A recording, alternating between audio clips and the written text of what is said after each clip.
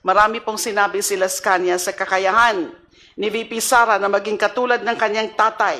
Kaya nung sinabi ni VP Sara na kumuha na siya ng hitman para patayin ang first couple, hindi po yun biro. Siya po mismo ang nagsabi, no joke. Hindi biro ang pagbabanta ni VP Sara sa buhay ng Pangulo at unang ginang. Na ginawa niyang bantang ito ay hindi na alegasyon. Napanood po natin ito sa live streaming video. Nung gabing yon, nakita natin ang totoong Sara Duterte.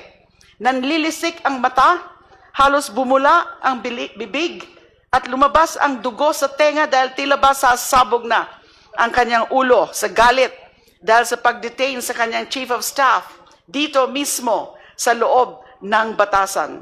The irony of this is that it all happened here, within the premises of the House of Representatives, in the same government compound where we are sitting now in judgment whether or not to recommend to the House plenary the filing of the articles of impeachment against VP Sara to the Senate for an impeachment trial. And so we have gone full circle, Madam Chair.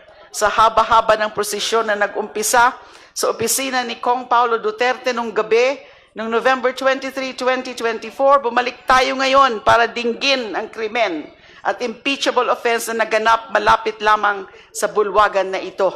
Ang seryosong pagbabanta sa buhay ng Pangulo, unang ginang, dating speaker ng kanyang pangalawang Pangulo.